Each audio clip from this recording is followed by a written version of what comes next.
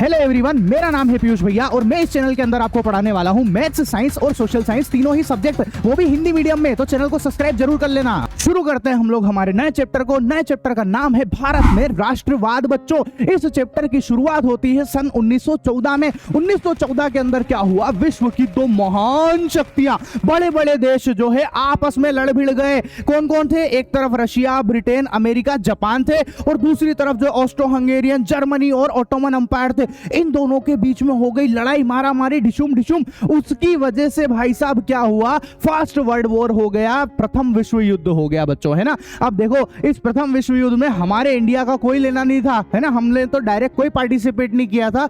पर हुआ क्या कि इस युद्ध के अंदर था भाई साहब ब्रिटेन। कौन थे? ये ब्रिटेन भाई साहब थे। अब होता क्या था पहले के टाइम पे, जो हमारा इंडिया था, है ना, जो हमारा भारत देश था, वो इस ब्रिटेन की एक कॉलोनी थी। मतलब कि कहने का मतलब यह है कि हमारे इंडिया के ऊपर जो है ब्रिटेन का राज था बच्चों। ब्रिटेन ने कब्जा कर रखा था, है ना।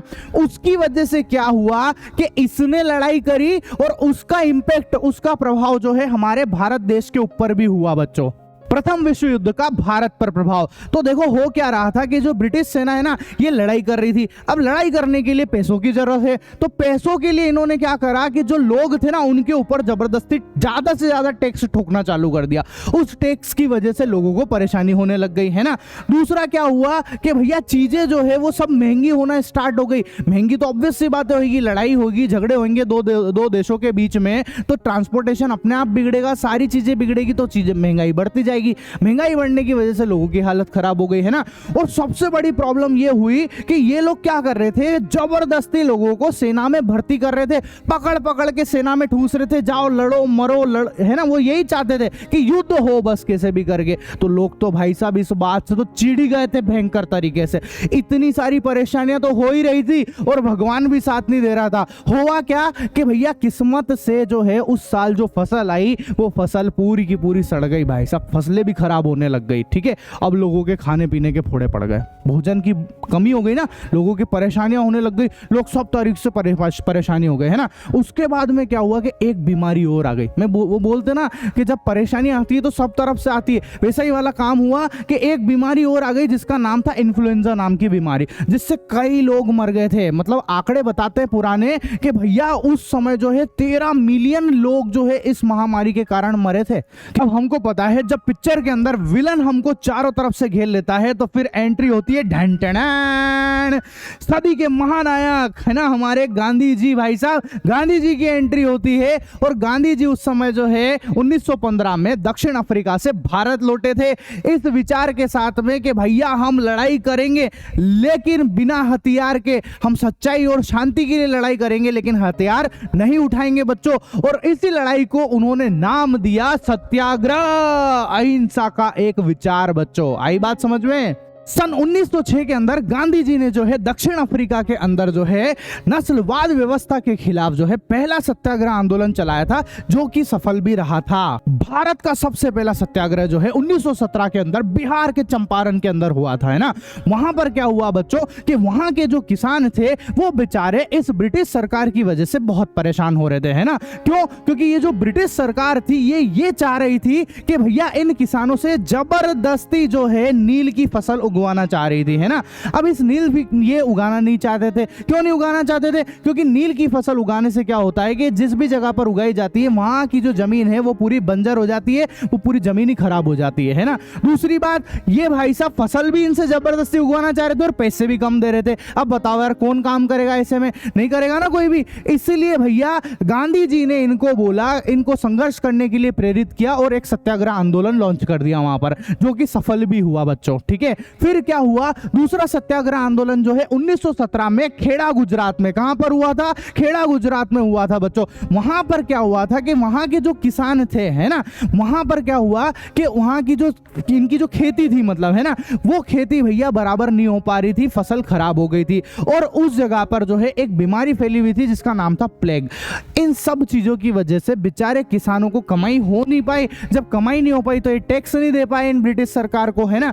तो भैया ये टैक्स नहीं दे पा रहे थे लेकिन वो जबरदस्ती लेना चाह रहे थे। तो गांधी जी ने जो है इनको प्रेरित किया और वहां पर भी एक सत्याग्रह लॉन्च कर दिया, जो वो भी सफल हुआ बच्चों, और उनको टैक्स में जो है वो छूट मिली वहां पर। ठीक है, फिर क्या हुआ कि जो 1918 के अंदर अहमदाबाद में तीसरा सत्याग्रह आया है ना, वहां पर क्या हुआ कि अहमदाबाद के जो मजदूर थे ना, उनको भाई साहब जो है वेतन जो मिलता था वो बहुत कम मिलता था। ठीक है, लेकिन महंगाई दिन पे दिन बढ़ती जा रही थी, इसकी वजह से जो है मजदूर वर्ग बहुत ज्यादा परेशान था। तो गांधी जी ने भैया इन मजदूर लोगों का समर्थन किया और इनको भी सत्याग्रह के लिए प्रेरित किया बच्चों। ठीक है, और ये उनका तीसरा सत्याग्रह भी जो है सफल हुआ बच्चों। ठीक है, मतलब कि गांधी जी ने जो है बैक टू बैक 3 सत्याग्रह जो है यहाँ पे सक्सेसफुल कर लिए थे। इतने सारे आंदोलन देख के ब्रिटिश सरकार जो है वो चुप थोड़ा बैठेगी, तो उन्होंने भैया इन सब चीज के विरुद्ध में जो है एक कानून पारित करा 1919 के अंदर, जिसका उन्होंने नाम दिया रोलेक्ट एक्ट। किसने पारित करा? इंपीरियल विधान परिषद, मतलब कि उस समय की जो पार्लियामेंट थी, उस समय की जो संसद थी, उन्होंने ये कानून बनाया। ठीक है,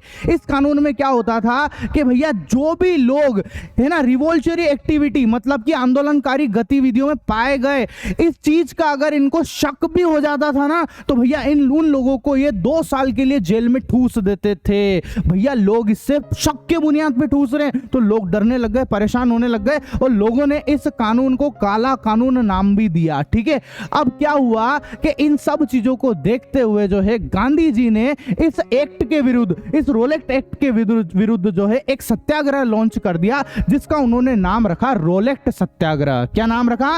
रोलेक्ट सत्याग्रह नाम रखा बच्चों। ठीक है, ये देश का पहला सत्याग्रह था जो राष्ट्रव्यापी था, मतलब पूरे देश में था। अभी तक जितने भी सत्याग्रह हो रहे थे वो पर्टिकुलर किसी जगह पे हो रहे थे, है ना, लेकिन ये पहला ऐसा सत्याग्रह था जो पूरे देश के अंदर फैला था बच्चों, मतलब सब लोग विरोध में आ गए थे, है ना। तो हुआ क्या कि 6 अप्रैल के दिन जो है गांधी जी ने हड़ताल घोषित करी, है ना, इस सत्याग्रह के विरोध में। तो इस हड़ताल के अंदर क्या हुआ कि लोगों ने जो है रेलवे वर्कशॉप जो है वो बंद कर दी थी, मतलब जो काम हो रहे थे वो सारे बंद कर दिए, है ना, जैसे दुकानें बंद कर दी थी। ठीक है, स्ट्राइक करने लग गए थे लोग, यहां तक कि जो है रैलियां निकाली उन्होंने बहुत सारी सड़कों पे उतर के। ठीक है, इन सब चीजों को देख के जो है ब्रिटिश गवर्नमेंट जो है वो थोड़ी सी डर गई, उनको डर लगने लग गया। ऐसा नहीं होए कि भैया ये जो है ये सारे के सारे लोग गुस्से में आ जाए और हमारी ट्रांसपोर्टेशन सिस्टम को, मतलब जो रेलवे लाइन जा रही है, जो बस लाइन, जो भी जितनी भी सारी चीजें थी, उनको खराब नहीं कर दे। इनको ये डर बैठने लग गया था, है ना, कि यार ये कुछ भयानक माहौल नहीं हो जाए। इसलिए भैया डर के मारे इन्होंने क्या करा कि ये जो है ना,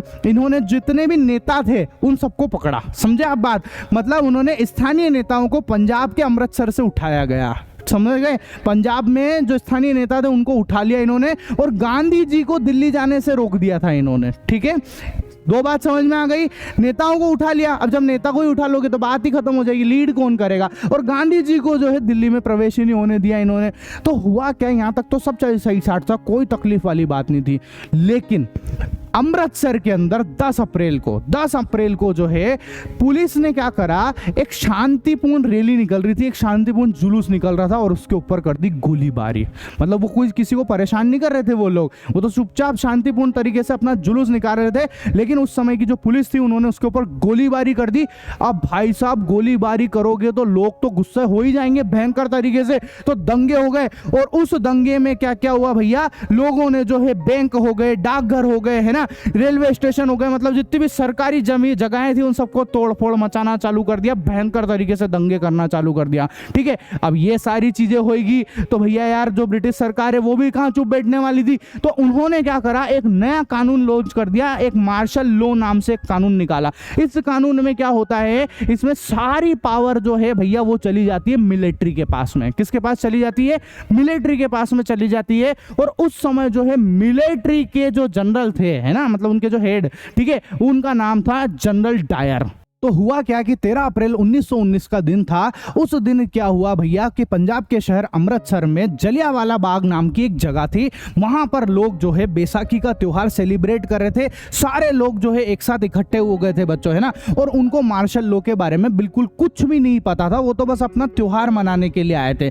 अब क्या हुआ, लेकिन वहां पर कुछ लोग ऐसे भी थे जिनको पता था मार्शल लॉ के बारे में, और वो वहां पर विरोध कर रहे थे, प्रोटेस्ट कर रहे थे इस मार्शल लॉ का। इन सब चीज की खबर जो है वो जनरल डायर को पड़ गई और जनरल डायर ने क्या किया कि भैया वहां पर जो है अपनी सेना, अपनी मिलिट्री भेजी और वहां की जो भीड़ थी उनके ऊपर अंधाधुंध गोलियां चलाना चालू कर दी बच्चों। उसकी वजह से जो है बहुत सारे लोग मारे गए, है ना। अब इस घटना की वजह से जो है भैया जलियांवाला बाग मतलब अमृतसर के अलावा पूरे देश के अंदर, है ना, पूरे देश के अंदर भैया रोष हो गया, मतलब लोग गुस्सा हो गए भयंकर तरीके से। तो ये देखते हुए जो है जैसे ही जलियांवाला बाग की खबर फैली, है ना, लोगों ने भैया दंगा करना चालू कर दिया, लोग सड़क पर मतलब इकट्ठे हो गए, है ना। लोगों ने जो हड़तालें करना चालू कर दी, लोगों ने पुलिस वालों से झड़प करना चालू कर दी, मारपीट चालू हो गई वहां पर, है ना। लोगों ने इमारतों पे, सरकारी बिल्डिंगों को तोड़फोड़ करना चालू कर दिया।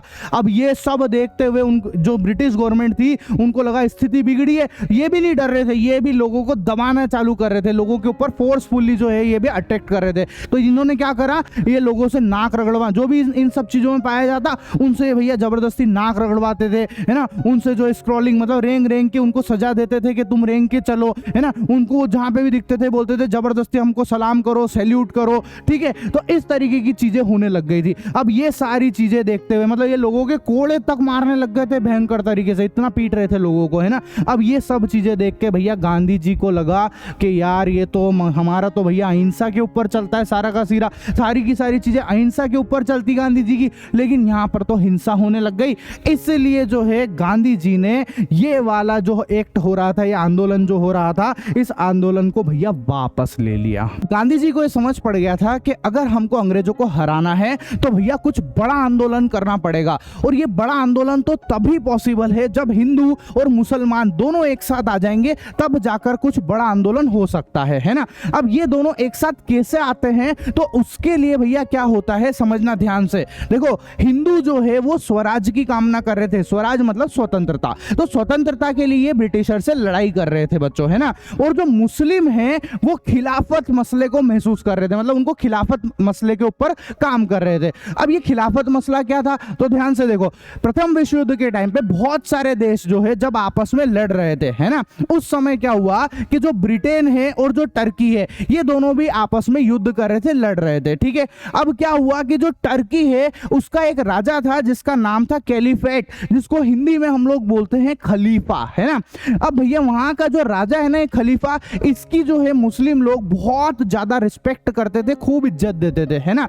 अब क्या हुआ कि इन दोनों की लड़ाई में ये जो ब्रिटेन है ये जीत गया और जो टर्की है वो हार गया था, है ना। तो एक अफवाह फैली कि भैया अब ये जो ब्रिटेन के जो लोग हैं, जो ब्रिटिशर्स हैं, है ना, वो एक ऐसा कानून बनाने वाले हैं जो कि भैया इनके खलीफा को परेशान करे, मतलब इनके खलीफा के खिलाफ जो है कुछ ऐसा कानून बनाने वाले हैं, है ना। अब ये सब बात जो है मुसलमान लोगों को पसंद नहीं आ रही थी, उनको लगा था कि यार हमारा जो राजा, हमारा जो मतलब इनके लिए जो मानने वाले जो सबसे बड़े लोग हैं, हमारा जो खलीफा, उसको परेशान करने के लिए ऐसे कानून बना रहे। तो ये भैया ये लोग जो है ये भी इस ब्रिटिशर से नाराज थे, है ना। और हिंदू तो है वो भी भैया पहले ही ब्रिटिशर से नाराज हो रहे थे, भी नाराज है, ये भी नाराज है, ये दोनों इसके खिलाफ है। तो इन्होंने सोचा कि क्यों ना आपस में दोस्ती कर ली जाए और मिलजुल कर जो है इनसे लड़ाई की जाए, ठीक है। तो गांधी जी को एक बहुत अच्छी अपॉर्चुनिटी मिल जाती है ना। तो अब हुआ क्या कि देखो मार्च 1919 में, है ना, बॉम्बे के अंदर एक कमेटी बनाई गई जिसका नाम था खिलाफत कमेटी, है ना। इस कमेटी के जो बहुत सारे नेता थे, युवा नेता बहुत सारे थे, लेकिन जो दो मेन नेता थे उनका नाम था मोहम्मद अली और शौकत अली, ठीक है। ये चाहते थे, ये गांधी जी से डिस्कस कर रहे थे कि यार देखो कुछ हम बड़ा आंदोलन कर सकते हैं या नहीं कर सकते, है ना। तो गांधी जी ने बोला कि बिल्कुल बड़ा आंदोलन हो सकता है ना, अगर आप जो है हिंदुओं के साथ में मिल जाओगे तो दोनों कम्युनिटी आपस में मिलकर कुछ बड़ा आंदोलन कर सकती है। सितंबर 1920 में कलकत्ता में कांग्रेस का एक सेशन हो रहा था। वहां पर गांधी जी ने जो है भैया बाकी के दूसरे सारे जितने भी कांग्रेस के लीडर थे उन सब नेताओं को भी मना लिया, उनको भी राजी कर लिया इस बात के लिए कि हम सब मिलकर जो है स्वराज और खिलाफत इन दोनों के समर्थन में एक नया आंदोलन शुरू करेंगे। और उस आंदोलन को उन्होंने नाम भी दिया, उसका नाम था असहयोग आंदोलन। अब असहयोग आंदोलन ही नाम क्यों रखा, तो इस चीज का गांधी जी ने जो है उनकी बुक के अंदर ही जवाब दे दिया था। कौन सी एक बुक लिखी थी उन्होंने, मार्च 1909 में, है ना, एक बुक लिखी थी जिसका नाम था हिंद स्वराज। इसमें बताया था, अब इसमें क्या लिख के दिया उन्होंने बताया भैया कि देखो हम लोगों ने जो है ब्रिटिशर के साथ में सहयोग करा था, इसलिए वो हमारे ऊपर राज कर पाए, है ना। अगर हम सहयोग करते ही नहीं तो ब्रिटिशर जो है चुपचाप भाग जाते और वो हमारे ऊपर राज नहीं कर पाते। इसलिए भैया इन्होंने इस आंदोलन का नाम रखा असहयोग आंदोलन। लोगों ने गांधी जी से इस असहयोग आंदोलन की रूपरेखा पूछी कि इसको कैसे, मतलब किस तरीके से इंप्लीमेंट करेंगे। तो गांधी जी ने एक प्रस्ताव रखा, है ना। अब वो प्रस्ताव क्या था, तो गांधी जी ने सबसे पहले बोला कि देखो यार, हमारे पास में जितनी भी सरकारी उपलब्धियां हैं हमको उसका बहिष्कार करना पड़ेगा। कहने का मतलब यह है कि हमारी जितनी भी सरकारी सेवाएं, चाहे वो नागरिक सेवा हो गई, सेना हो गया, पुलिस हो गया, है ना, अदालतें हो गई, विधान परिषद हो गया, स्कूल हो गए, ठीक है, विदेशी माल हो गया, इन सब सेवाओं का हमको पूर्णतः बहिष्कार करना पड़ेगा। हम इनमें से किसी को भी ज्वाइन नहीं करेंगे और कहीं से भी पार्टिसिपेट नहीं करेंगे, ठीक है। अब इसके बावजूद भी अगर ब्रिटिश सरकार ने हमारा दमन करा, है ना, तो भैया हम क्या करेंगे, हम पूर्ण सविनय अवज्ञा अभियान शुरू कर देंगे। क्या कर देंगे, पूर्ण सविनय अवज्ञा अभियान चालू कर देंगे, ठीक है। उसके बाद गांधी जी जो है 1920 की गर्मियों में, है ना, गांधी जी और शौकत अली दोनों जो है भारत के अलग अलग जगह पर जाकर इस असहयोग आंदोलन का प्रचार करना उन्होंने चालू कर दिया और बड़े पैमाने पे उन्होंने इसका प्रचार किया। प्रारंभ में कांग्रेस जो है असहयोग आंदोलन का सपोर्ट नहीं कर रही थी, है ना। अब क्यों नहीं कर रही थी, उसके कुछ कारण थे। सबसे पहला कारण तो यह था कि कांग्रेस को लगता था कि नवंबर 1920 के अंदर जो चुनाव आने वाले हैं, अगर हम उस चुनाव को जीत गए तो हम पावर में आ जाएंगे, हम सत्ता में आ जाएंगे और फिर हम जो है ब्रिटिश की नीतियों में बदलाव कर सकते हैं, ठीक है।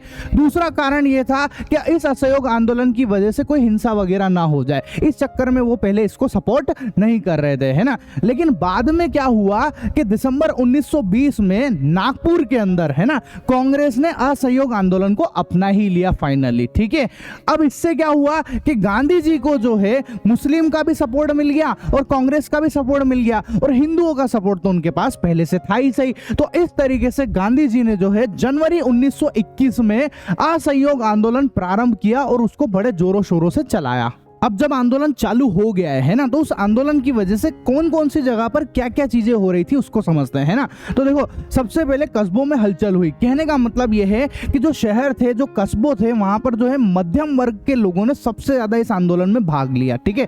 अब उन्होंने क्या क्या किया इस आंदोलन में, तो उन्होंने हजारों विद्यार्थियों ने जो है सरकारी स्कूल और कॉलेज को छोड़ दिए थे, ठीक है। दूसरी बात, वहां के जो शिक्षक थे, हेडमास्टर थे, उन्होंने इस्तीफा दे दिया। बहुत सारे वकीलों ने अपनी कानूनी प्रैक्टिस को छोड़ दिया था, है ना। मद्रास को छोड़कर अन्य सभी परिषदों के चुनाव का बहिष्कार कर दिया, मतलब चुनाव को ही छोड़ दिया उन्होंने कि चुनाव ही नहीं होने देंगे, है ना। और यहां तक कि विदेशी वस्तुओं का संपूर्ण बहिष्कार कर दिया उन्होंने, ठीक है। शराब की दुकानों पर धरना देना स्टार्ट कर दिया, विदेशी वस्त्र जला दिए उन्होंने। तो ये सारी चीजें होने लग गई थी। तो इन सब चीजों की वजह से इनका जो परिणाम है, इससे जो क्या रिजल्ट आया वो सुनना। इससे ये हुआ कि देखो, विदेशी कपड़ों का जो आयात है, जो इंपोर्ट करते थे, वो बहुत आधा ही रह गया, एक तरीके से बहुत कम हो गया, है ना। और जो व्यापारी वर्ग के लोग थे, 1921 और 1922 के बीच की बात हो रही है, व्यापारी जो लोग थे उन्होंने भी विदेशी माल को जो है वो इंपोर्ट करना ही, लेना ही बंद कर दिया। तो भैया विदेशी माल जब कम हो गया तो अपने आप अपने देश की जो चीजें हैं, स्वदेशी वस्तुओं को लोग अपनाने लग गए। मतलब अपने यहाँ की सारी चीजें, चाहे वो कपड़ा हो या कोई सी भी चीज हो, उसको ही लोग यूज करने लग गए, ठीक है। अब आपको यहां तक तो बहुत बढ़िया लग रहा होगा कि यार हाँ चलो, ये सारी चीजें बहुत बढ़िया चल रही है, आंदोलन बहुत अच्छा चल रहा है ना। लेकिन धीरे धीरे ये आंदोलन जो है ये धीमा पड़ता गया बच्चों, मतलब ये आंदोलन जो है वो बिगड़ने लगा। अब ये आंदोलन क्यों बिगड़ा, उसका कारण समझना, क्यों धीमा पड़ा। देखो, ये जो खादी कपड़े, जो स्वदेशी कपड़े हम पहनते थे, वो लोगों को महंगे पड़ने लग गए। मतलब उसकी रेट ज्यादा थी, प्राइस ज्यादा होने की वजह से हर कोई जो है उन खादी कपड़ों को खरीद ही नहीं पा रहा था, ठीक है, पहली बात। दूसरी बात जो है, भारतीय संस्थान की कमी थी। अब पढ़ाई लिखाई करनी है आपको, लेकिन इंडिया के अंदर तो आपने प्रॉपर वो कर ही नहीं रखा है कि संस्थान दे ही नहीं रखे। तो भारतीय संस्थानों की भी कमी होने की वजह से जो है छात्र हो गए, बच्चे हो गए, शिक्षक हो गए, वापस से पढ़ने चले गए, है ना।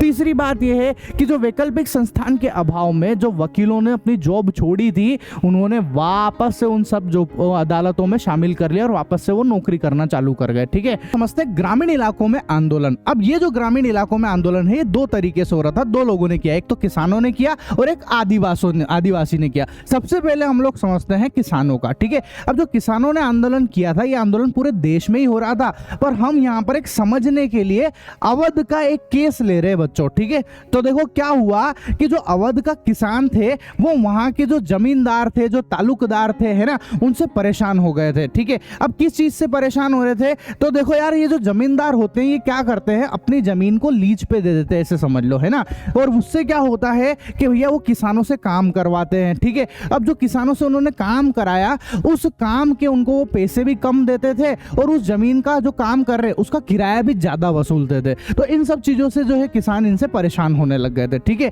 तो किसानों ने क्या करा, फिर डिमांड रखी, कुछ मांग रखी कि यार हमको ये तो परेशान कर ही रहे। तो फिर इन्होंने क्या मांग रखी भैया, इन्होंने ब्रिटिश सरकार में बोला कि हमको जो है टैक्स में कमी करके दो, यार हमारे पास पैसे ही नहीं आ रहे और आप टैक्स अलग लिए जा रहे हो, तो हमको टैक्स में कमी करके दो। बेगारी का हमको बेगारी से उन्मुक्त कराओ, है ना, बेगारी से फ्री कराओ हमको। मतलब कि बेगारी का मतलब ये होता है कि भैया काम कर रहे हो, पैसे मिल रहे हैं, पर पैसे जितने मिलने चाहिए उतने नहीं मिल रहे, मर्जी पड़े जितने कम पैसे दे देते हैं, कुछ तो भी दे देते हैं और हटा देते हैं। ठीक है, तीसरी बात यह है कि जितने भी अत्याचारी तालुकदार और जमींदार थे भैया उनका सामाजिक बहिष्कार होना चाहिए। समझ में आई बात, ताकि वो जो है इस तरह की हरकतें नहीं करे। ठीक है, अब इन सब चीजों के होने के बाद में क्या हुआ कि एक बाबा रामचंद्र करके थे, वो आए और उन्होंने क्या किया, ये सन्यासी थे, है ना, उन्होंने क्या किया कि उन्होंने एक आंदोलन चलाया। ठीक है, और उस आंदोलन का नाम उन्होंने रखा नाई धोबी बंद आंदोलन। अब इस आंदोलन में क्या हुआ कि जो बेसिक सेवाएं थी उस सबको बंद कराने के लिए उन्होंने बोला। बेसिक सेवाएं कौन सी,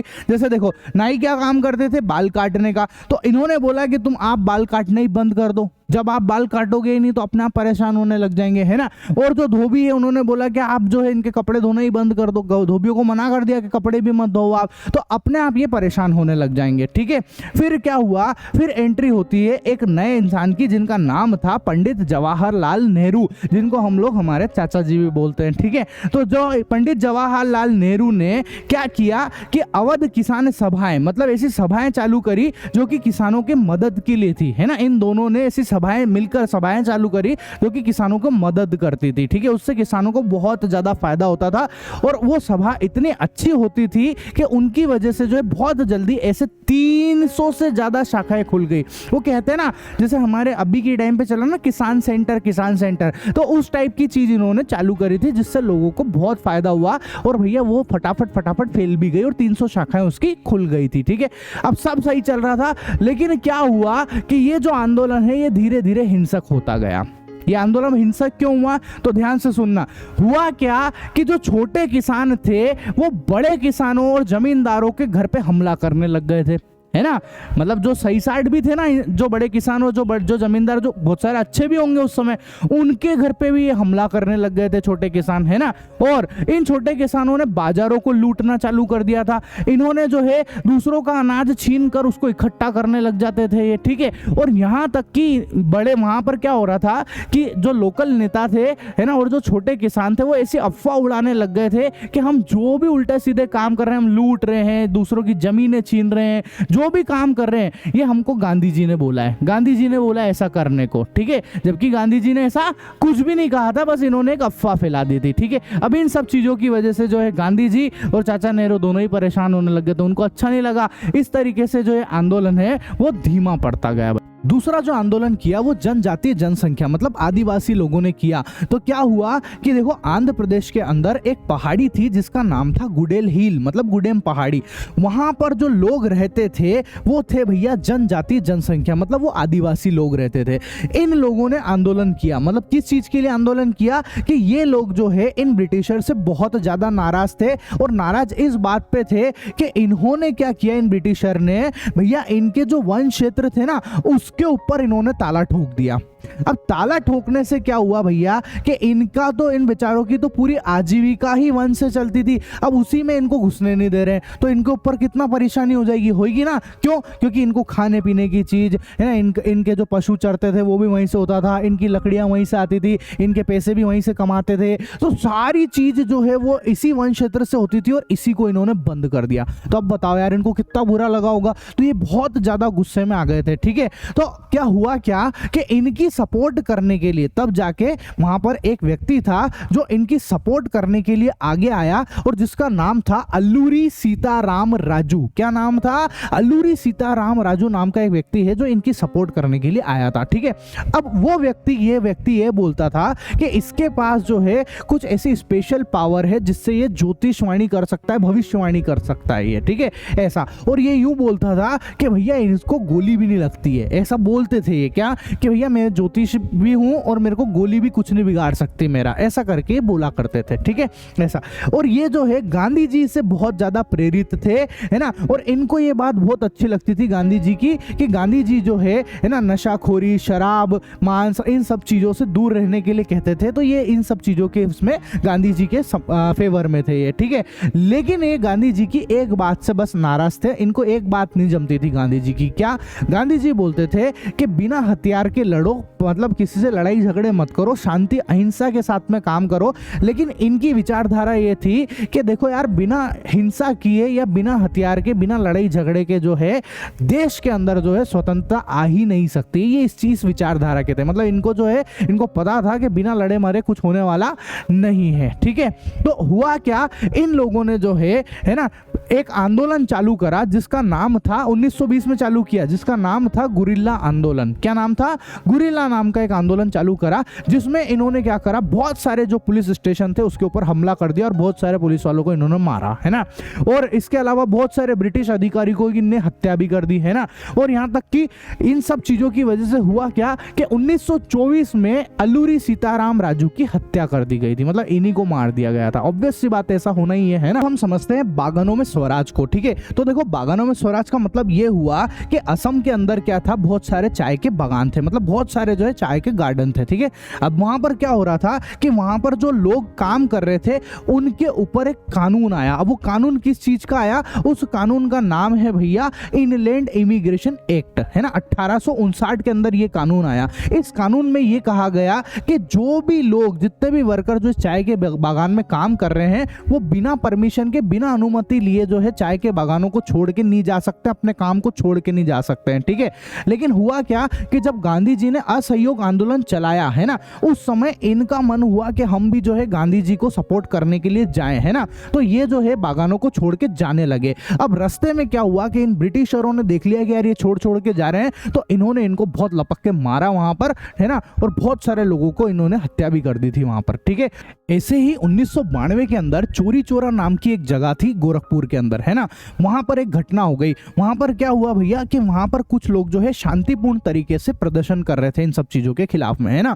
अब वहां की जो स्थानीय पुलिस थी उन्होंने भैया इनके ऊपर लाठी चार्ज कर दिया, जिससे इन लोगों को गुस्सा आ गया और इन्होंने क्या करा कि वहां का जो पुलिस थाना था उसको जाके फूंक दिया उन्होंने, मतलब कि उसको जला दिया वहां पर। इससे बहुत सारे पुलिस वाले जो है वो मारे भी गए थे, बहुत लोगों की मौत हो गई थी। ठीक है, जब गांधी जी ने ये सब चीजें देखी और उनको ये सब पता चला तो उन्होंने बहुत ज्यादा दुखी हुए और उन्होंने क्या किया कि उनका जो असहयोग आंदोलन है उसको उन्होंने वापस ले लिया। ठीक है, गांधी जी को ये बात समझ में आ गई थी कि कोई सा भी आंदोलन चालू करने से पहले लोगों को सही तरीके से जानकारी देना जरूरी है। कहने का मतलब ये है कि अगर कोई सा भी आंदोलन कर रहे हैं तो लोगों को पहले प्रॉपर्ली ट्रेन करना चाहिए। ट्रेन इस बात के लिए कि लोगों को समझ में आना चाहिए कि आखिर आंदोलन कैसे किया जाता है और उस आंदोलन का मकसद क्या है। अगर लोगों को ये दोनों बातें समझ में आ जाएगी तो लोग जो है आंदोलन का कुछ गलत मतलब नहीं निकालेंगे, है ना। अब इसकी वजह से जो है गांधी जी ने इस सोच के साथ में एक नया आंदोलन चालू किया जिसका नाम था सविनय अवज्ञा आंदोलन। क्या नाम था बेटा? सविनय अवज्ञा आंदोलन। ठीक है, लेकिन कुछ कांग्रेस के जो नेता थे वो इस आंदोलन में भाग नहीं लेना चाहते थे, है ना। उनका मानना ये था कि भैया हम आंदोलन नहीं करना चाहते, हम तो भैया चुनाव लड़ना चाहते हैं और चुनाव लड़के जो है वहां पर पार्लियामेंट के अंदर जो है, संसद के अंदर वहां पर ब्रिटिश जो सरकार है उसके जो पॉलिसियां हैं उसके विरोध में प्रदर्शन करेंगे, है ना। तो इसलिए उन्होंने क्या करा कि भैया जो लीडर कौन थे, वो दो लीडर थे, मैं बताता हूं आपको नाम। एक का नाम सीआर दास था और एक था मोतीलाल जी नेहरू, है ना। ये दोनों यही चाहते थे कि चुनाव लड़े हम लोग, ठीक है, ऐसा। तो इसलिए इन्होंने क्या किया, इन्होंने एक पार्टी बनाई जिसका नाम था स्वराज पार्टी। और वो पार्टी इन्होंने कब बनाई? 1 जनवरी 1923 में बनाई थी वो पार्टी, ठीक है। लेकिन क्या हुआ कि इनकी जो पार्टी बनाई है इन्होंने चुनाव लड़ने के लिए, उस चुनाव में भैया जवाहरलाल नेहरू और सुभाष चंद्र बोस ने पार्टिसिपेट ही नहीं किया, है ना। ना। इन्होंने क्यों पार्टिसिपेट नहीं किया? इन्होंने ये, क्योंकि ये दोनों ये चीज मानते थे कि भैया चुनाव से कुछ होने वाला नहीं है, अगर हमको पूर्ण स्वराज चाहिए, है ना, स्वतंत्रता चाहिए, तो हम लोगों को जो है अच्छी तरीके से जन आंदोलन करना पड़ेगा, अच्छा बड़ा उग्र आंदोलन करना पड़ेगा, जब जाके ही जो हमको स्वतंत्रता मिलेगी। दो ऐसे कारक थे जिन्होंने भारतीय राजनीति को आकार दिया था। आकार देना मतलब इंप्रूव कर दिया था उसको, है ना। कौन कौन से कारक थे? सबसे पहला था विश्वव्यापी आर्थिक मंदी, जो कि 1929 में आई थी, ठीक है। इसके अंदर भैया हमारे भारत देश को बहुत कुछ झेलना पड़ा था, है ना। क्या क्या दिक्कतें झेलनी पड़ी थी कि जो हमारी कृषि है उसकी कीमतें गिरने लग गई थी, है ना। दूसरी बात, कृषि वस्तुओं के निर्यात में, मतलब वो एक्सपोर्ट ही नहीं हो पा रही थी, निर्यात जो है वो बहुत ज्यादा घट गया था, है ना। किसानों को अपनी फसलें बेचने में कठिनाई होने लग गई थी, इससे उनको कमाई नहीं हो रही थी। अब जब कमाई नहीं हो पा रही थी तो किसान जो है वो टैक्स देने में असमर्थ हो गए थे, वो राजस्व नहीं दे पा रहे थे बच्चों, ठीक है।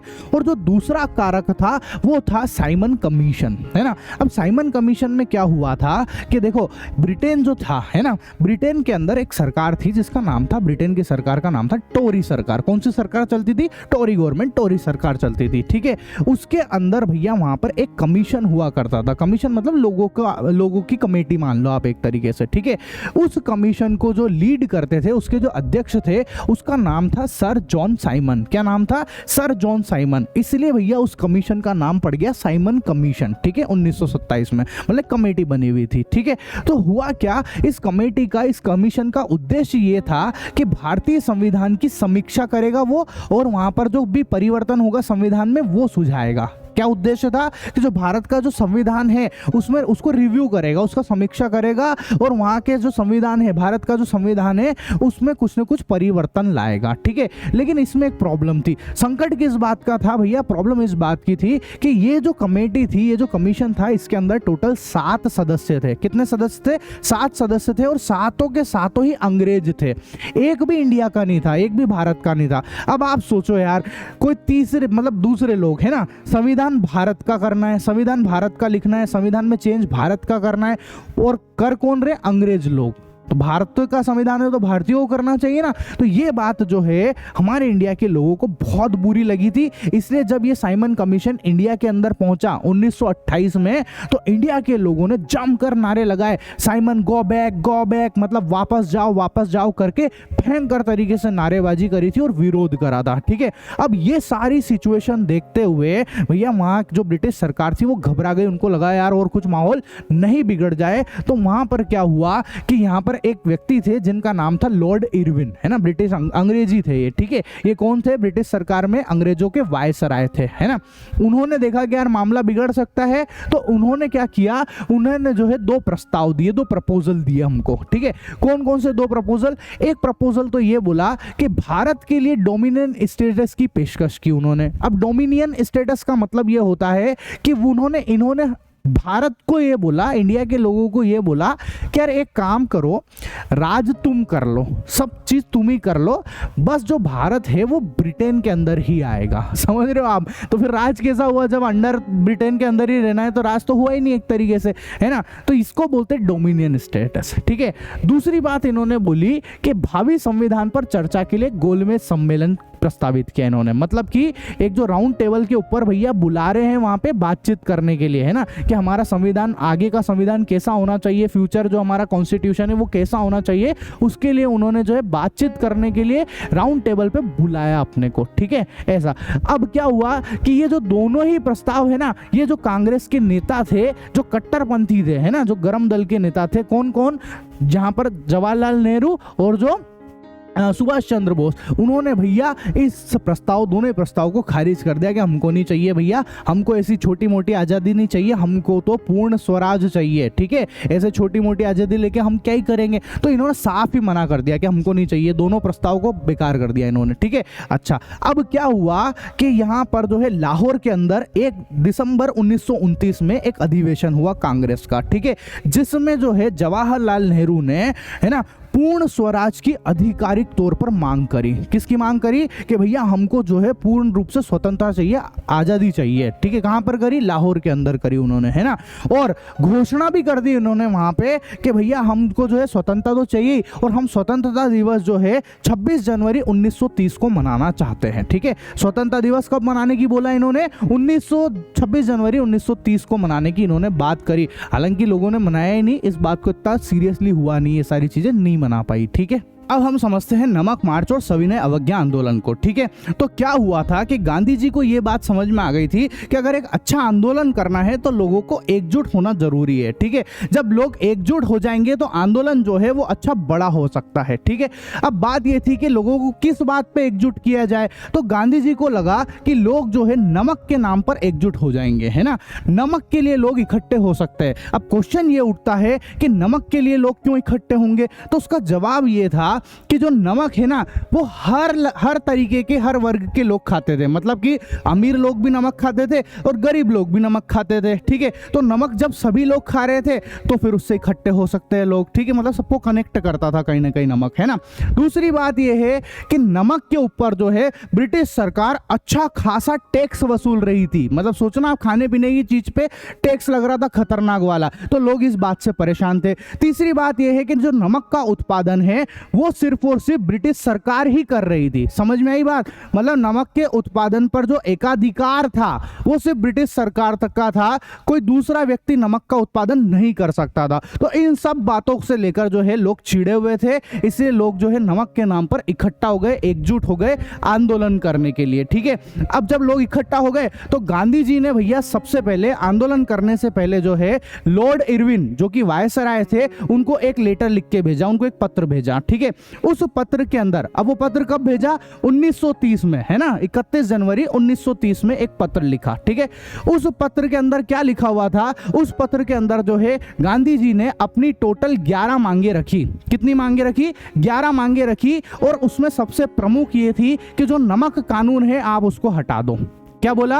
कि जो नमक कानून है आप उसको हटा दो, मतलब आप एकाधिकार मत रखो, हम लोगों को भी उस नमक का जो है प्रोडक्शन करने दो, उत्पादन करने दो। ठीक है, ये सब बातें तो लिखी। और गांधी जी ने भैया उनको ये भी बोल दिया कि अगर आपने जो है 11 मार्च तक हमारी मांगे पूरी नहीं करी तो हम लोग जो है सविनय अवज्ञा आंदोलन चला देंगे। क्या कर देंगे? सविनय अवज्ञा आंदोलन चला देंगे। ठीक है, लेकिन जो ये लॉर्ड इरविन थे, इन्होंने गांधी जी की बातों को सीरियसली नहीं लिया, इन्होंने गांधी जी को हल्के में ले लिया। ठीक है, जब गांधी जी की मांगे पूरी नहीं हुई तो गांधी जी ने जो है 12 मार्च 1930 में अपने 78 विश्वसनीय लोगों के साथ मिलकर एक यात्रा प्रारंभ करी जिसका नाम दिया दांडी मार्च, मतलब कि सॉल्ट मार्च या दांडी यात्रा भी बोलते हैं उसको। ठीक है, ये यात्रा जो है गुजरात के साबरमती आश्रम से चालू हुई और भैया इस यात्रा को जाना था दांडी में। कहां पे? गुजरात में एक जगह है दांडी में, वहां जाकर ये यात्रा खत्म होनी थी। ठीक है, तो साबरमती से दांडी के बीच की जो दूरी है वो थी 240 मील। मतलब गांधी जी और उनके साथ के लोग जो है रोज के 10 मील चलते थे। ठीक है, ऐसे करके वो 24 दिन में जो है साबरमती आश्रम से दांडी गुजरात पहुंच गए, है ना। अब जैसे ही वो दांडी में पहुंचे, गांधी जी ने वहां पहुंचकर जो है नमक का गैर कानूनी तरीके से, मतलब कि कानून तोड़कर नमक का उत्पादन चालू कर दिया वहां पर। ठीक है, 6 अप्रैल की बात थी ये। कब की बात है ये? 6 अप्रैल की बात है। और उन्होंने जो है कानून तोड़कर सविनय अवज्ञा आंदोलन शुरू कर दिया। सविनय अवज्ञा आंदोलन मतलब ये हुआ कि उन्होंने जो है नमक बनाना स्टार्ट कर दिया गैर कानूनी तरीके से। ठीक है, अच्छा, तो अब देखो यार, पहले भी आंदोलन हुआ था। पहला जो आंदोलन था वो असहयोग आंदोलन था और अभी कौन सा कर रहे हैं हम? सविनय अवज्ञा आंदोलन। तो इन दोनों में डिफरेंस क्या है? डिफरेंस इस बात का है कि इस असहयोग आंदोलन में पहले हम ब्रिटिश सरकार के साथ सहयोग नहीं कर रहे थे, है ना। और यहां पर अभी भी यही बात है कि अभी भी हम ब्रिटिश सरकार के साथ में सहयोग नहीं कर रहे, लेकिन यहां पर एक कंडीशन और है। क्या? कि हम सहयोग तो कर ही नहीं रहे और हम यहां पर उसके कानून भी तोड़ रहे हैं, लेकिन इधर कानून नहीं तोड़ रहे थे। तो यहां पे इन दोनों में यही अंतर है बच्चों। ठीक है, अब जब गांधी जी ने ऐसा कर ही दिया कि हाँ भैया उन्होंने कानून तोड़कर नमक बनाया, तो ये बात पूरे देश में फैली। तो फिर बहुत सारे लोगों ने जो है कानून तोड़ना स्टार्ट कर दिया। ठीक है, बहुत सारे हिस्सों में हजारों लोगों ने कानून तोड़ा और नमक बनाना चालू करा वहां पर। ठीक है, विदेशी कपड़ों का बहिष्कार किया गया, है ना, और शराब की दुकानों के ऊपर जो है धरना दे दिया वहां पर, ठीक है। किसानों ने लगान देने से इनकार कर दिया कि हम तो टैक्स वगैरह भी नहीं देंगे, है ना। और जो है लोगों ने वन कानूनों का उल्लंघन करना शुरू कर दिया। तो ये सारी चीजें होने लग गई थी, ठीक है। अब क्या हुआ, जब ये सब चीजें होएगी तो ब्रिटिश सरकार चुप तो बैठेगी नहीं, है ना। तो ब्रिटिश सरकार ने क्या करा, बहुत सारे कांग्रेस नेताओं को गिरफ्तार करना शुरू कर लिया, ठीक है। अब जब ब्रिटिश गवर्नमेंट ने बहुत सारे कांग्रेस नेताओं को गिरफ्तार करा ना, उसकी वजह से जो है वहां पर हिंसक संघर्ष होना स्टार्ट हो गया, मतलब वायलेंस स्टार्ट हो गया, लड़ाई झगड़े चालू हो गए, दंगे फसाद चालू हो गए, है ना। तो उसको देखते हुए जो है ब्रिटिश सरकार ने भी लोगों को जो है बेरहमी से पीटना चालू कर दिया, ठीक है। और एक नेता थे जिनका नाम था अब्दुल गफ्फार खान, है ना। क्या नाम था, अब्दुल गफ्फार खान। उनको भैया अप्रैल 1930 में जो है अरेस्ट कर लिया, है ना। और जो गांधी जी थे उनको भी अरेस्ट कर लिया, मतलब इन दोनों को जो है जेल में डाल दिया गया था, ठीक है। उसके बाद में इन दोनों को तो डाला ही डाला, इसके अलावा टोटल लगभग बता रहा हूं 1 लाख लोगों के आसपास जो है लोगों को गिरफ्तार कर लिया था, है ना। और यह सब कुछ देखकर गांधी जी जो है बहुत दुखी लगे, है ना, उनको बहुत बुरा लगता था। इसलिए गांधी जी ने जो है सविनय अवज्ञा आंदोलन बंद कर दिया था, ठीक है। फिर 5 मार्च 1931 को गांधी जी और इरविन के बीच में एक समझौता हुआ जिसका नाम पड़ा गांधी इरविन समझौता, ठीक है। इस समझौते में क्या बात हुई भैया, कि जो लॉर्ड इरविन थे उन्होंने गांधी जी को बोला कि गांधी जी आपको जो है एक गोलमेज सम्मेलन में भाग लेना था। कौन सा गोलमेज सम्मेलन, द्वितीय, एक पहले हो चुका है, हम पढ़ चुके हैं ना, द्वितीय गोलमेज सम्मेलन में भाग लेना था। तो गांधी जी ने कहा कि ठीक है मैं भाग ले लूंगा सॉरी, पर मेरी एक कंडीशन है, और वो कंडीशन ये है कि गांधी जी ने बोला कि यार आपको हमारे जितने भी राजनीतिक नेताएं हैं उनको आपको रिहा करना पड़ेगा, जो आपने जेल में डाले थे ना अभी, उन सबको आप छूट दे दो, ठीक है। तो इन्होंने कहा कि हाँ ठीक है चलो कर लेंगे ऐसा भी, है ना। तो अब गांधी जी जो है उस सम्मेलन में भाग लेने के लिए गए, गोलमेज सम्मेलन में भाग लेने के लिए गए। कहाँ पर गए, लंदन के अंदर गए, ठीक है। लेकिन वहां से जो है वो निराश होके ही लौटे, मतलब उनको कुछ फायदा नहीं मिला, ठीक है। वहां से उनकी बातें कोई मानी ही नहीं गई थी, है ना। और यहाँ तक कि ना ही किसी नेताओं को छोड़ने की कोई बात हुई, ठीक है। तो जब गांधी जी वापस से हमारे देश लौटे भारत, और उन्होंने देखा कि यार भारत के अंदर जो है जो और दूसरे नेता थे, जो गफ्फार खान और जो नेहरू है, उनको भी जेल में डाल दिया गया, है ना। और यहाँ तक कि जो कांग्रेस है ना, उसको अवैध घोषित कर दिया गया था, ठीक है। तो ये सब देख के गांधी जी को बहुत बुरा लगा और उन्होंने दोबारा से सविनय अवज्ञा आंदोलन चालू कर दिया, है ना। हालांकि आंदोलन की गति जो है 1934 तक खत्म होने लग गया था, मतलब इतना ज्यादा चला नहीं फिर ये, ठीक है। हम समझते हैं कि प्रतिभागियों ने, मतलब लोगों ने इस आंदोलन को कैसे देखा, है ना। हम लोगों के पॉइंट ऑफ व्यू समझ रहे हैं कि वो इन आंदोलन से क्या समझते थे और इसको कैसे देखते थे, ठीक है। तो सबसे पहले हम पॉइंट ऑफ व्यू ले रहे हैं यहाँ पर धनी किसान का, ठीक है। अब धनी किसान कौन थे, गुजरात के पाटीदार और यूपी के जाट, ये जो है ये धनी किसान कहलाते थे। धनी किसान क्यों कहलाते थे, इनके पास पैसा था इसलिए, है ना। तो ये लोग क्या करते थे, ये व्यापारिक फसल का उत्पादन करते थे। किसका, व्यापारिक फसल को ये बोते थे, जिससे इनको अच्छी खासी कमाई होती थी, ठीक है। लेकिन क्या हुआ कि भैया इनके ऊपर इतने सारे मूवमेंट चल रहे, इतनी सारी प्रॉब्लम हो रही है, तो इनको भी जो है आर्थिक मंदी का सामना करना पड़ गया था। मतलब इनकी आय जो है वो कम होने लग गई थी धीरे धीरे, ठीक है। इनकी चीजें बिक नहीं रही थी, कृषि वस्तुएं जो उसकी कीमतें घट गई थी, तो इनकी आय जो है वो कम होने लग गई थी। तो ऑब्वियस सी बात है इन सब चीजों से परेशान थे, है ना। ऊपर से जो है इनकी आय अलग नहीं हो रही है और इनको जो है टैक्स अलग देना पड़ रहा है ना। तो ये टैक्स देने में भी असमर्थ हो पा रहे थे, तो ये इस चीज से भी परेशान थे। तो इन्होंने सोचा कि जो गांधी जी ने सविनय अवज्ञा आंदोलन चालू किया है, हम भी इसके अंदर पार्टिसिपेट करेंगे तो शायद हमारा भी कुछ अच्छा हो जाएगा, है ना। इसलिए इन्होंने जो है उस सविनय अवज्ञा आंदोलन के अंदर बढ़ चढ़कर हिस्सा लिया, ठीक है। इनकी क्या सोच थी कि हमारा भी राजस्व जो है, हमारा भी टैक्स कम हो जाएगा और हमारी भी प्रॉब्लम हट जाएगी। ऑब्वियस सी बात है, सब लोग इसी तरीके से कहीं ना कहीं सोचते हैं, तभी जाके किसी न किसी चीज में पार्टिसिपेट करते हैं। लेकिन हुआ क्या कि 1931 के अंदर जो है गांधी जी ने जब सविनय अवज्ञा आंदोलन को बंद कर दिया, गांधी जी ने क्या करा, उस आंदोलन को ही बंद कर दिया, ठीक है, जिसमें ये लोग पार्टिसिपेट कर रहे थे। तो इनको बुरा लगा कि यार हमारी प्रॉब्लम सोल्व हुई नहीं और आपने जो है आंदोलन बंद कर दिया। तो इनको लगा कि यार इस आंदोलन का कोई मतलब तो निकला ही नहीं, हम यूं बिना बात के इतने सारे पच गए यहाँ पर। तो फिर क्या हुआ कि जब गांधी जी ने 1932 में सविनय आंदोलन जो है, सविनय अवज्ञा आंदोलन दोबारा से चालू करा, है ना, तो भैया इन लोगों ने उसमें पार्टिसिपेट ही नहीं किया। क्यों पार्टिसिपेट नहीं ज्वाइन किया क्योंकि इनको लगा कि कोई फायदा ही नहीं होता है, यूं ही बिना बात के इतनी माथापच्ची करनी है, लेकिन इसका कोई मतलब तो निकल ही नहीं रहा, इसलिए भैया ये लोग जो है इन्होंने उसमें पार्टिसिपेट ही नहीं किया। तो हम गरीब किसान का पॉइंट ऑफ व्यू समझते हैं, ठीक है। तो देखो ये जो गरीब किसान थे इनको भी खेती करना था, पर प्रॉब्लम ये थी कि इनके पास खेती के लिए जमीन ही नहीं हुआ करती थी। तो ये लोग क्या करते कि जो जमींदार होते हैं ना, उनसे उनकी जमीन जो है किराया पर लेते थे और फिर खेती करते थे। बात समझे, जमीन उनकी है, किराए पर इन्होंने ली और उस किराए की जमीन पर ये लोग खेती करते थे, ठीक है। तो हुआ क्या कि इन्होंने खेती भी करी, सब कुछ मेहनत करी, पर उस सब वो दौर ही आर्थिक मंदी का चल रहा था, मतलब बहुत सारी प्रॉब्लम होने की वजह से जो है इन लोगों को कमाई हो ही नहीं पाई, है ना। अब जब कमाई नहीं हो पाई तो ये बेचारे जो है इन जमींदारों को किराया ही नहीं दे पा रहे थे, है ना। तो ये किराया देने में जब असमर्थ हो गए, लेकिन जमींदार तो बोले हमको तो किराया चाहिए, ऑब्वियस सी बात है, ये भी सही है अपनी जगह पे, है ना। तो भैया ये किराया दे नहीं पा रहे थे और उनको किराया चाहिए। तो जब आंदोलन हो रहा था तो इन्होंने सोचा है चलो अपन भी इस आंदोलन में हिस्सा लेते हैं, कहीं ना कहीं हमको भी कुछ ना कुछ फायदा तो मिल ही जाएगा, है ना। तो हुआ क्या, इन्होंने सोचा ऐसा ही, लेकिन जो है कांग्रेस थी, है ना, उन लोगों ने इन गरीब किसानों का साथ देने से मना कर दिया, ठीक है, कि नहीं भैया तुमको किराया तो भरना ही पड़ेगा, ये ऐसा कोई अभियान वगैरह नहीं चलेगा कि तुम किराया नहीं भरो, तुमको किराया तो भरना ही पड़ेगा, है ना।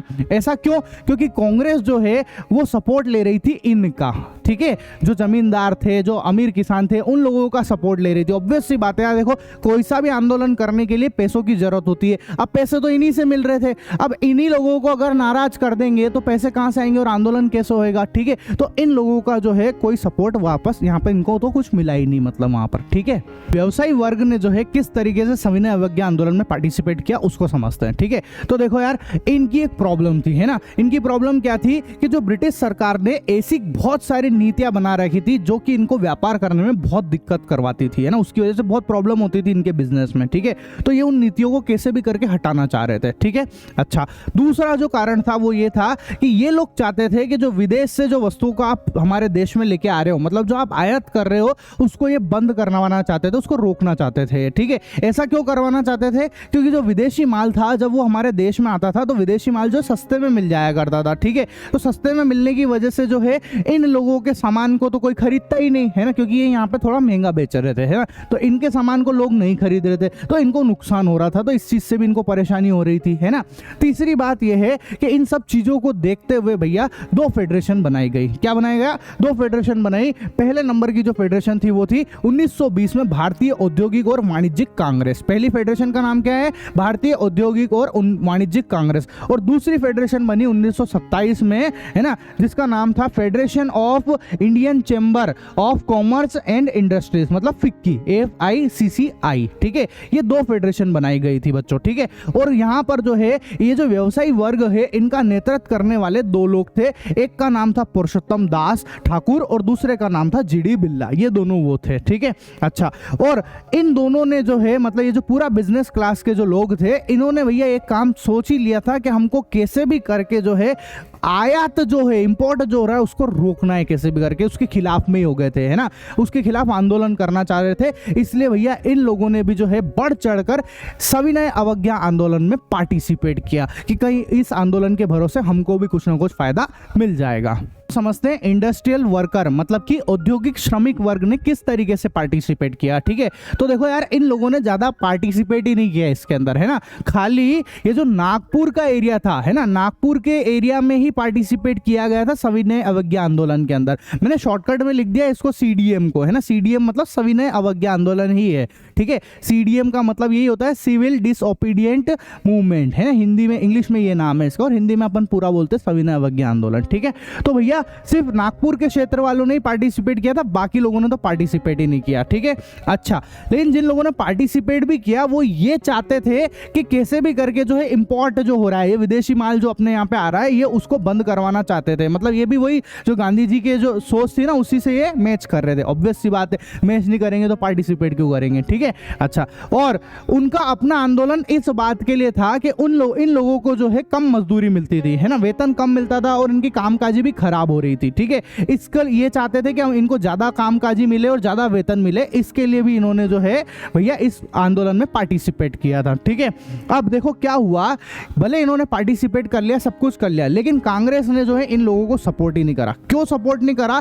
क्योंकि इस आंदोलन के अंदर जो है बड़े बड़े बिजनेसमैन और बड़े बड़े इंडस्ट्रियलिस्ट भी शामिल थे। ठीक है, अब पैसे वाले लोग हैं, कांग्रेस उसको नाराज करेगी नहीं, है ना, इसलिए भैया जो है कांग्रेस ने इन लोगों की, जो ये औद्योगिक क्षेत्र के जो लोग थे, औद्योगिक श्रमिक वर्ग जो थे, इनको इतना सपोर्ट ही नहीं करा। ठीक है, हम समझते हैं महिलाओं की भागीदारी को। तो देखो यार, सविनय अवज्ञा आंदोलन में बहुत सारी महिलाओं ने अलग अलग तरीके से भागीदारी अपनी दिखाई थी। ठीक है, तो देखो क्या हुआ था कि जब गांधी जी जो है दांडी मार्च के दौरान यात्रा पे निकले थे, तो बहुत सारी महिलाएं जो है अपने घर से निकलकर उनको सुनने के लिए आती थी, उनको देखने के लिए आती थी और उनकी बातों को अमल भी करती थी। ठीक है, और काफी सारी महिलाओं ने जो है उनकी बातों को सुनकर, है ना, उनसे प्रेरणा लेकर जो है उन्होंने सविनय अवज्ञा आंदोलन में पार्टिसिपेट भी किया था। ठीक है, और यहाँ तक कि कुछ बहुत सारी महिलाओं ने तो है नमक के अंदर, जो नमक वाला आंदोलन हुआ था, नमक के उसमें भी जाकर उन्होंने पार्टिसिपेट किया था। ठीक है, अब हुआ क्या, इन सब चक्करों में बहुत सारी महिलाएं जो है वो जेल भी जाना पड़ गया था उनको। सविनय अवज्ञा आंदोलन की सीमाओं को समझते हैं। ठीक है,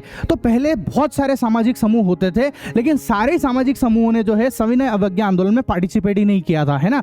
कौन कौन से थे? जैसे कि दलित और मुसलमान, इन दोनों ने भैया पार्टिसिपेट ही नहीं किया सविनय अवज्ञा आंदोलन में। क्यों पार्टिसिपेट नहीं किया? तो सबसे पहले समझते दलित ने। क्या आखिर दलित ने क्यों पार्टिसिपेट नहीं किया? तो उस समय क्या था कि जो उच्च वर्ग के हिंदू थे, है ना, उनके नाराज होने की डर से कांग्रेस ने दलितों की अनदेखी कर दी थी। कहने का मतलब यह है कि कांग्रेस को ऐसा लगता था कि भैया हमारा जो सविनय अवज्ञा आंदोलन चल रहा है उसके अंदर उच्च वर्ग के हिंदू पार्टिसिपेट कर रहे हैं, अगर उसी के अंदर जो है दलित लोग भी उसके अंदर आ जाएंगे तो हो सकता है कि उच्च वर्ग के हिंदू जो उनसे नाराज होने लग जाए, है ना। तो इसलिए जो है कांग्रेस ने क्या करा, इन जो दलित थे इनकी पूरी अनदेखी कर दी। अब इस बात से जो दलित समुदाय है ना, वो पूरा नाराज हो गया और उन्होंने जो है आंदोलन में पार्टिसिपेट ही नहीं किया। ठीक है, तो कांग्रेस ने तो ऐसा किया, लेकिन जो गांधी जी थे उन्होंने ऐसा नहीं किया, वो तो दलितों के समर्थन में थे, है ना। गांधी जी इस बात को बहुत अच्छे से जानते थे, है ना, इसलिए गांधी जी ने जो है दलितों को हरिजन करके बुलाया। हरिजन मतलब कि हरि मतलब प्रभु श्री हरिनारायण,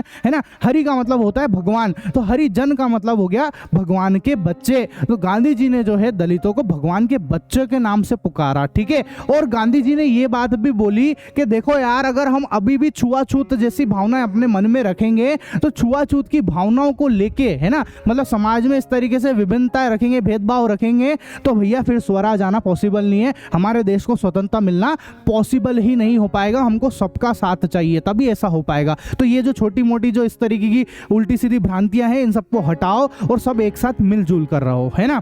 अब क्या हुआ, लेकिन जो दलित लोग थे बेचारे, उनको तो परेशानी थे, बहुत भयंकर परेशान थे। मतलब उनके साथ में क्या क्या होता था कि जैसे कहीं उनका थूक नीचे ना गिर जाए तो उनके आगे जो है मटका बांध दिया जाता था, है ना, कि भैया अगर थूक गिरेगा तो उनके मटके के अंदर गिरे। उनके पीछे जो है झाड़ू बांध दिया जाता था। ठीक है, और उनकी जो महिलाएं थी उनको कपड़े नहीं पहनने देते थे, स्तन नहीं ढकने थे, बहुत परेशान करते थे। मतलब आप इतना ज़्यादा परेशान होते थे बेचारे पहले।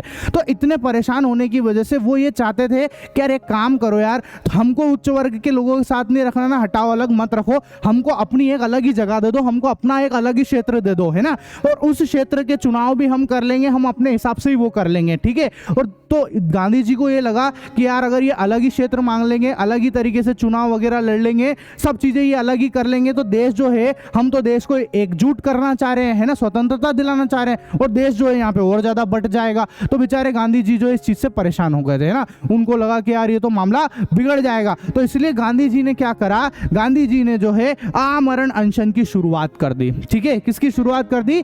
आमरण अनशन की शुरुआत कर दी कि ऐसा नहीं हो। ठीक है, अब जो ये जो उन्होंने पृथक निर्वाचन मंडल, मतलब जो अलग क्षेत्र की मांग कर रहे थे, उस समय जो दलितों के लीडर थे वो कौन थे? बाबा साहब अंबेडकर थे। कौन थे? बाबा साहब अंबेडकर जो है वो दलित वर्ग के लीडर थे। 1930 की बात है ये। ठीक है, उस समय की बात है। तो अब गांधी जी को लगा कि यार ऐसे अलग होएगा तो मामला बिगड़ेगा, तो उन्होंने अनशन की शुरुआत कर दी, है ना। अब उससे हुआ क्या फिर जाकर जो है अब लोग गांधी जी की बहुत रिस्पेक्ट करते थे, है ना, कि यार नहीं यार गांधी जी भूखे रहेंगे, इस तरीके से नहीं हो सकता। तो फिर एक समझौता हुआ, है ना, बाबा साहब के बीच में और गांधी जी के बीच में जो है एक समझौता हुआ। उस समझौता को नाम दिया हमने पूना समझौता, पूना पैक्ट के नाम से, और वो हुआ सितंबर 1932 के अंदर, ठीक है। उसमें ये बोला गया कि गांधी जी ने इनको ऐसा बोला कि देखो तुम अलग क्षेत्र की मांग मत करो, है ना, कुछ इस तरीके से मत करो, हम रहेंगे तो सब मिलजुल के, पर मैं आप लोगों के लिए एक बहुत जोरदार व्यवस्था कर देता हूं कि मैं आप लोगों को जो है आरक्षण दे देता हूं। क्या कर देता हूं? आरक्षण की व्यवस्था कर देता हूं, है ना, जिसमें आपकी भी कुछ ना कुछ सीटें रहेगी। तो क्या बोला इसने? प्रांतीय और केंद्रीय विधान परिषद में दलित वर्ग को आरक्षित सीट दी। समझ में आई बात? आरक्षण की व्यवस्था कर दी। इसीलिए तो हम अभी भी देखते हैं कि जो है एसटी हो गया, एससी हो गया, इन लोगों को ओबीसी हो गया, इनको आरक्षण मिलता है कि नहीं मिलता है? वो इसी समझौते की वजह से मिलता है। कि मुस्लिम समुदाय के लोगों ने क्यों पार्टिसिपेट नहीं किया, है ना? तो देखो पहले जब असहयोग आंदोलन की बात थी उस समय तो जो है असहयोग आंदोलन में मुसलमानों और हिंदुओं दोनों ने आपस में मिलकर भैया उस आंदोलन में सहयोग करा था, है ना। लेकिन धीरे धीरे जब समय बदलता गया उस समय क्या हुआ कि हिंदू और मुसलमानों में आपस में भैया टेंशन बढ़ने लग गया, धर्म के नाम पर जो है लड़ाइयां वगैरह इस तरीके की चीजें ज्यादा होने लग गई थी, ठीक है। लेकिन बाद में क्या हुआ कि 1927 में कांग्रेस और मुस्लिम लीग एक गठबंधन सरकार बनाना चाह रहे थे, एक गठबंधन बनाना चाह रहे थे, मतलब आपस में मिलकर काम करना चाह रहे थे, है ना। ऐसा क्यों मिलकर काम करना चाह रहे थे? ताकि वो ब्रिटिश सरकार को हरा सके और उनको भगा सके यहाँ से, है ना। तो फिर क्या हुआ कि भैया एक नेता थे मुस्लिमों के जिनका नाम था मोहम्मद अली जिन्ना, है ना।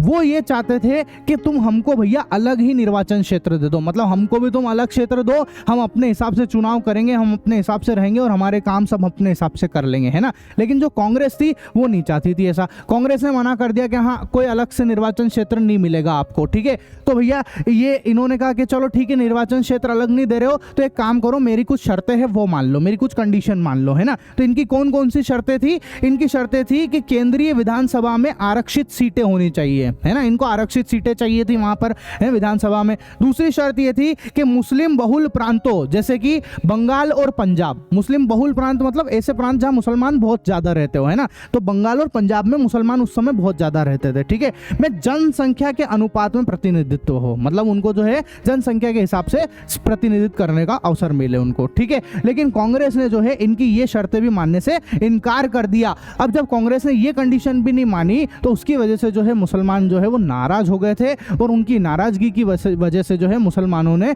हम सभी ने अवज्ञा आंदोलन में पार्टिसिपेट ही नहीं किया। समझते हैं अपनापन इकट्ठा करने की भावना को, है ना। तो देखो यार किन किन तरीकों से अपनापन को इकट्ठा करा। तो सबसे पहला जो कारण था वो ये था कि सभी लोग जो है भारत के, चाहे वो हिंदू हो, चाहे मुसलमान हो, चाहे सिख हो, ईसाई हो, कोई से भी धर्म का व्यक्ति जो है वो यही चाहता था कि कैसे भी करके जो है हम एकजुट हो जाएं और एकजुट होकर कैसे भी करके इन अंग्रेजों को हमारे भारत देश से भगाएं। इन अंग्रेजों को भैया इनको भगाना है और हमारे भारत देश को आजादी दिलानी है। तो सबका मकसद जब एक ही था तो लोग जो है अपने मन की भावना भी अपने आप जागने लग गई लोगों के अंदर और एकजुट होकर जो है इन्होंने अंग्रेजों के खिलाफ जो है लड़ाई करी थी, ठीक है।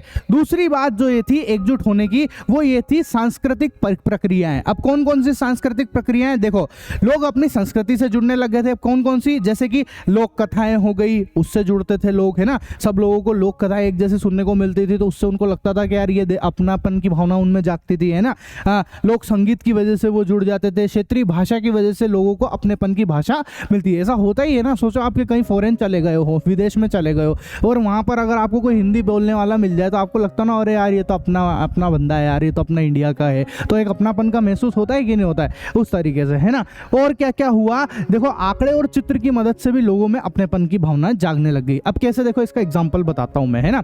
18वीं और 19वीं शताब्दी में कलाकारों ने, जो आर्टिस्ट लोग थे, उन्होंने बहुत सारे रूपक से राष्ट्रों का प्रतिनिधित्व किया। मतलब उन्होंने बहुत सारी कलाकारी करी, बहुत सारे फिगर्स बनाए उन्होंने, है ना, बहुत सारे चित्र वगैरह बनाए उन्होंने, ठीक है। जैसे जर्मनी के अंदर जो है आपको पता होगा एलेगोरीज होती थी जिसका नाम था जर्मेनिया। एलेगोरी हमने पिछले चैप्टर में भी पढ़ रखा है ना, ऐसा। और जो फ्रांस है उसकी एलेगोरी थी मेरियन, ठीक है। ठीक उसी प्रकार जो है हमारे भारत के अंदर 20वीं सदी में एक बंकिम चंद्र चट्टोपाध्याय ने भारत माता की पहली छवि बनाई थी, ठीक है। क्या बनाया था? पहली फोटो बनाई थी, पहली एक छवि बनाई थी। किसने बनाई थी? बंकिम चंद्र चट्टोपाध्याय ने बनाई थी और उन्होंने जो है वंदे मातरम भी लिखा था, ठीक है। और इस वंदे मातरम को उन्होंने उनके नोबल के अंदर भी डाला था, है ना। उनके नोबल का नाम आनंद मठ करके नोबल था, उसके अंदर भी उन्होंने डाला था बच्चों। ठीक है, फिर क्या हुआ कि भैया ये जो वंदे मातरम सॉन्ग है उसको स्वदेशी आंदोलन हुआ था जो 1905, उसके अंदर भी उस वंदे मातरम सॉन्ग को गाया गया था वहां पर। ठीक है,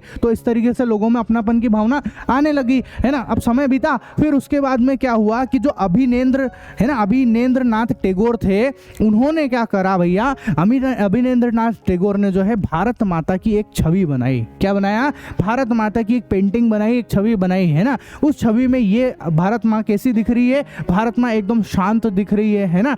देखो आप, शांत है, दिव्य है और आध्यात्मिक नजर आ रही है। इस तरीके से उन्होंने एक पेंटिंग बनाई थी, उस समय की बात है ये। ठीक है, फिर क्या हुआ कि भैया फिर आता है झंडा। मतलब झंडे की वजह से भी लोगों में अपनेपन की भावना आती थी, है ना। कैसे? देखो, जैसे जब स्वदेशी मूवमेंट चल रहा था 1905 में, उस समय जो है हमारा एक झंडा हुआ करता था। ठीक है, इस झंडे के अंदर 3 कलर थे, एक था हरा, एक यहाँ पर पीला और एक था लाल। अब जो हरा वाला कलर था उसके अंदर आप देखो यहाँ पर 8 कमल के फूल हुआ करते थे, और लाल वाले में एक चांद और एक ये सूरज जैसी आकृति होती थी, और बीच में वंदे मातरम लिखा हुआ होता था। ठीक है, फिर बाद में क्या हुआ है ना, गांधी जी ने 1921 के अंदर एक और नया झंडे का डिजाइन किया है ना। उस झंडे में जो है ऊपर वाली पट्टी सफेद, फिर ग्रीन, और फिर जो है ये वाली जो है वो लाल रंग की होती थी, है ना। तो लाल, हरा और सफेद ये वाला झंडा बनाया, और बीच में उन्होंने जो है एक चरखा रखा था, और ये चरखा इस बात को बताता था स्वयं सहायता। समझ गए आप? मतलब सेल्फ इंडिपेंडेंस, मतलब कि स्वयं, मतलब खुद का काम खुद करो, इंडिपेंडेंस की बात जो है ये चरखा इस चीज का प्रतिनिधित्व करता था बच्चों। ठीक है,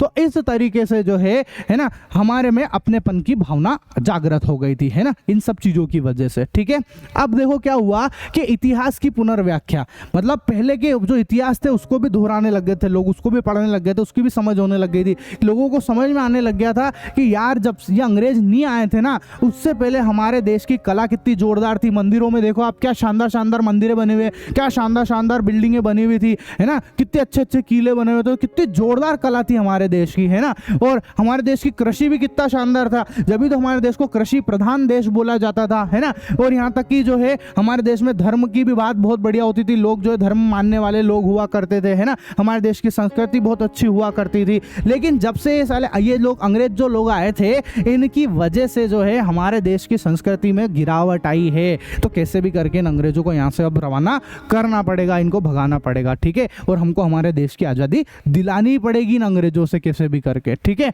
तो इस तरीके से भैया हमारे अंदर जो है नेशनलिज्म इन इंडिया, मतलब भारत में राष्ट्रवाद की भावना जागृत हुई, और हमने जो है हमारे देश को, भारत देश को मुक्त कराया बच्चों। ठीक है, तो अगर आपको मेरा ये चैप्टर पसंद आया हो, मेरे वीडियो और मेरी मेहनत को आपने पसंद किया हो, तो भैया मेरे चैनल को सब्सक्राइब जरूर कर लेना, और अपने दोस्तों को शेयर भी कर देना। मैं आपको इस चैप्टर में, मतलब इस पूरे चैनल के ऊपर जो है मैथ्स, साइंस और एसएसटी तीनों ही सब्जेक्ट पढ़ाने वाला हूँ। ठीक है, तो जल्दी से भैया चैनल को सब्सक्राइब कर लो और शेयर भी कर देना। मिलते हैं हम लोग नेक्स्ट वीडियो के अंदर, तब तक के लिए टाटा बाय बाय।